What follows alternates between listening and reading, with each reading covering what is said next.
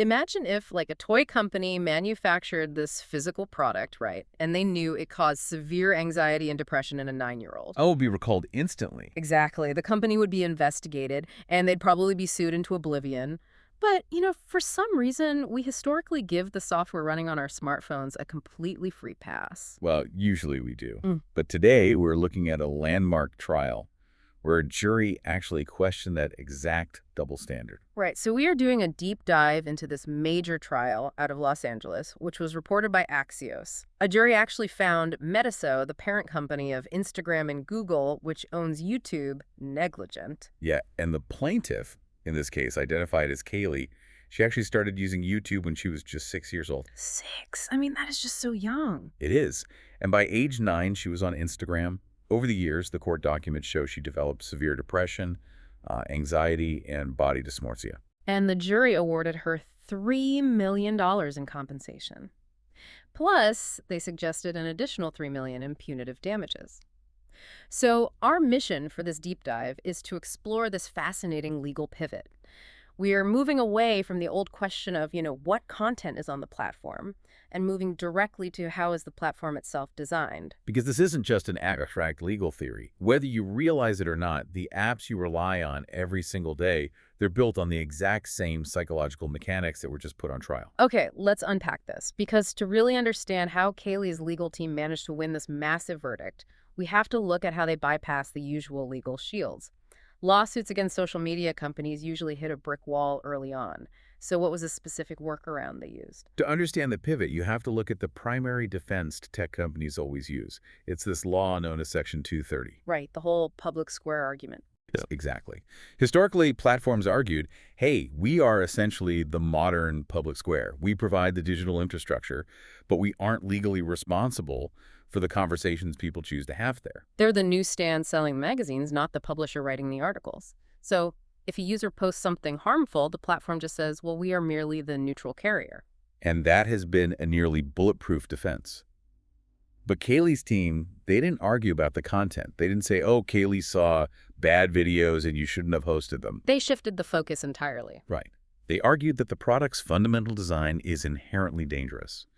They forced the courts to look at these apps not as media platforms protected by free speech, but as consumer products. Let me push back on that, though, because treating an app like a physical product sounds like a massive legal stretch. I mean, if a physical car has faulty brakes, the manufacturer is liable. If a physical toy has a choking hazard, it's defective. But we are talking about an app here, pieces of code on a screen. Are we really equating software to a dangerous toy or a defective airbag? I mean, it does sound counterintuitive at first. A car physically crashes. But product liability law isn't strictly limited to immediate physical injury. It's fundamentally about foreseeable harm caused by intentional design choices. Foreseeable harm. Right. What Kaylee's team successfully argued is that the features of the app, so the specific algorithms, the interface mechanics, those constitute a manufactured product. And treating social media as a consumer product completely changes the legal game. Ah, I see. So by calling the app a consumer product, the burden of proof completely shifts. They bypass Section 230 entirely because they aren't suing over third-party speech. It's like trying to sue the architect of a building for designing a structurally unsound staircase rather than suing the people who happen to be arguing in the lobby. That is a perfect way to visualize it. Treating it as a consumer product strips away that shield and opens the underlying code to intense legal scrutiny. It's no longer about policing user posts. It's about examining the scaffolding the company built to keep users trapped inside the building. So if the design itself is what's on trial, we really need to dissect exactly which features we are talking about. According to the source material, the lawsuit highlighted specific mechanisms that function, basically, as an attention slot machine. Yeah, let's look under the hood. The first major feature they targeted is the infinite scroll. This is where we have to look at the cognitive science behind the code. The infinite scroll isn't just, a convenient way to format a web page. It actively leverages a well-documented neurological concept called intermittent variable rewards. Intermittent variable rewards. Okay, how does that actually play out when someone is just casually swiping through a feed on their couch? Well, think about a traditional digital experience from 15 years ago. You click next page, the page loads, and you read. There is a distinct built-in stopping cue. Like a natural endpoint. Exactly. Infinite scroll removes that cue entirely. But more importantly, it makes the reward unpredictable. When you swipe up, you don't know if the next video will be hilarious or boring or deeply engaging. And that unpredictability is the hook. Huge hook. It spikes dopamine production in the brain, far more than a guaranteed, predictable reward would. You are neurologically driven to keep swiping because the brain is constantly anticipating the next hit. It literally functions as a highly sophisticated digital Skinner box. And it's not just a random assortment of videos waiting for you either. Layered on top of that infinite scroll are the algorithmic recommendations. The lawsuit frames this as a personalized trap. Because the algorithm uses complex vector embeddings to map your psychological baseline. It isn't just looking at what you explicitly like or share. It tracks micro-interactions. Micro-interactions, like what? Like measuring how many milliseconds you hovered over an image before scrolling past. It tracks whether you watch a video to the very end, or if you scrub back to rewatch a specific 3-second segment. So it builds this deeply personal psychological profile. It learns that a user might verbally say they want to watch educational content, but their micro-interactions reveal they actually linger on content that makes them angry or insecure. And it ruthlessly optimizes for what keeps you on the screen. It knows your vulnerabilities better than you know them yourself, and it serves content designed to exploit those specific triggers. That is wild. And then you combine that invisible tracking with the highly visible notification system. The red dots on the app icons. Right. The notifications are designed to create a false sense of urgency. You might successfully put the phone face down on the table, but the red dot triggers this psychological response of social obligation, or FOMO, the fear of missing out. It drags you right back to the table. Just when you manage to escape the Skinner box, yeah. Here's where it gets really interesting, though. We are sitting here describing infinite scroll, personalized feeds, and push notifications as manipulative and dangerous. But if you talk to any software developer, these are the exact features universally praised as good user experience. Oh, for sure. Frictionless UI. Right. A frictionless UI, seamless content delivery. We usually call that brilliant design. At what point does a smooth UI actually cross the line into manipulative design? Well, if we connect this to the bigger picture, you have to look at the underlying business model to answer that. Platform revenue relies almost entirely on user retention and ad display. So the longer you stay engaged, the more ad inventory they can sell against your attention. Exactly. The core structural tension here is that platform efficiency, making the app incredibly good at keeping you there, is directly at odds with user safety. When your sole metric for success is time spent on screen, the design naturally evolves to become as addictive as possible. Which brings us to the vulnerability gap. Because if an adult gets sucked into an app for 3 hours, society generally just chalks that up to a self-control issue. But this lawsuit wasn't about an adult. Kaylee started using YouTube at 6 and Instagram at 9. That age factor is the absolute crux of the legal argument. We just cannot evaluate this through the lens of adult self-discipline. Right, the biology is totally different. Completely different. A child's prefrontal cortex, the part of the brain responsible for impulse control, long-term planning, evaluating risk, it is years away from being fully developed. Meanwhile, their limbic system, which processes immediate rewards and social validation, is highly active. So it's a biological mismatch. You have a developing brain going up against a supercomputer that's been optimized by thousands of engineers to maximize engagement. It is definitely not a fair fight. It is a profoundly asymmetrical relationship. And this brings us to the legal threshold of duty of care. In product liability law, the standards are entirely different when minors are involved. We've actually seen this historically with other industries. Like tobacco, right? The old Joe Camel advertising campaigns in the 90s? That is a great comparison. The legal argument against tobacco companies wasn't just that the product was dangerous. It was that they were knowingly using cartoon characters and specific marketing tactics to appeal to minors who lacked the capacity to understand the long-term risks. And Kaylee's legal team basically ran a similar playbook regarding digital design.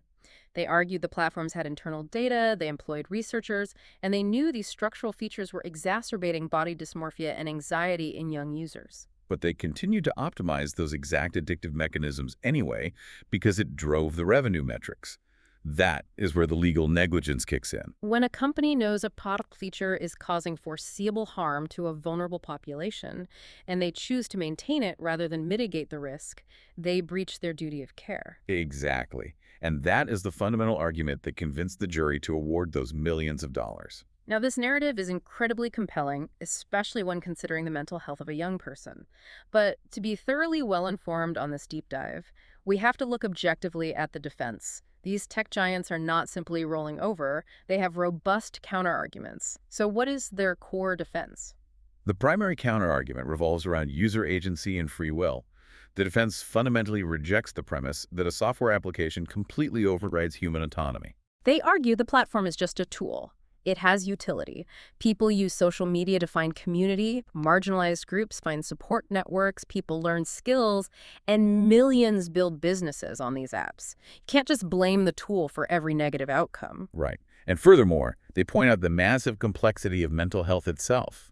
In a court of law, establishing direct causation is incredibly difficult. Because how do you definitively prove that an infinite scroll algorithm caused a specific teenager's depression? Exactly. When family dynamics, school pressures, peer relationships, and underlying genetics all play massive intertwined roles. I mean, look at your own household or your own habits. If a kid is sitting in the dark scrolling until 3 a.m. on a school night, where does the buck actually stop? Is it the algorithm keeping them hooked? Is it the school failing to teach digital hygiene? Or is it the parents for not setting boundaries and taking the device away? This raises an important question. The defense argues that shifting all responsibility to the platform is a massive oversimplification of a highly complex societal issue. And this brings up an enormous concern about the unintended consequences of this verdict. Walk us through that ripple effect. What happens if tech companies suddenly face massive liability for their core design features? Well, if appellate courts uphold this logic, you get widespread systemic risk aversion. If a platform is terrified of a multi-million-dollar lawsuit every time a 12-year-old creates an account, their only real defense is to completely segregate the internet. They would have to definitively prove who is a child and who is an adult before granting access, which means invasive age verification. Widespread, mandatory age verification. It could mean adults having to upload government IDs, submit to facial scanning, or link their digital accounts to official databases just to watch a video. We are talking about a massive global loss of digital privacy. Absolutely. Not to mention the impact on the content itself. To play it safe, platforms would likely engage in incredibly strict content moderation, banning vast categories of discussion to avoid any potential liability. They might end up just nerfing the entire digital experience, watering down the functionality of the web for everyone, just to create a legally bulletproof playground for minors. The open, dynamic nature of the internet could literally be sacrificed on the altar of liability mitigation. So what does this all mean? The tech giants are warning that punishing them this way could essentially break the internet for everyone. But regardless of the warnings, this legal movement is accelerating. Kaylee's case isn't a one-off. No, it seems to be part of a much larger reckoning. Axios reports that the pressure is mounting globally. Companies like TikTok and Snap have already faced similar pressures and reached settlements regarding their design impacts. And there's a massive nationwide trial slated to begin in June in the US, right? Yes. It involves state attorneys general, school districts, and local governments forming a massive coalition against these platforms. And this affects you, listening to this deep dive right now, regardless of where you live or what your primary language is.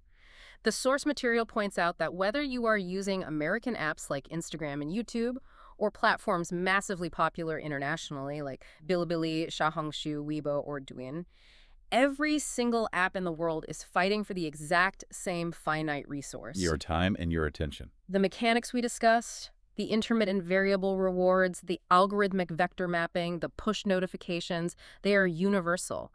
They are the baseline grammar of the modern internet. If this legal movement succeeds in changing how platforms are allowed to be designed, it changes the digital experience for every single person with a smartphone. Which brings us to the ultimate paradox of this entire debate. Let's say the lawsuits win. Platforms are forced to rip out the addictive designs. They remove the infinite scroll. They delay notifications, they shut off the predictive algorithms, and just show you content chronologically. Right. Fundamentally, the apps will become less engaging. They will be harder to use. You'll actually have to manually click through pages. The content won't magically align with your specific interests. Are users actually prepared for a clunkier, less intuitive, more rigid internet in the name of mental health? We complain about being addicted, but we simultaneously demand seamless, hyper-personalized entertainment on demand. The reality is you probably can't have both. We have covered a massive amount of ground today. We started with a $3 million verdict and explored how lawyers shifted the legal battlefield from Section 230 straight to product liability. We broke down the neurology of the digital Skinner box, the vulnerability of the developing brain, and the very real privacy implications of age-gating the internet.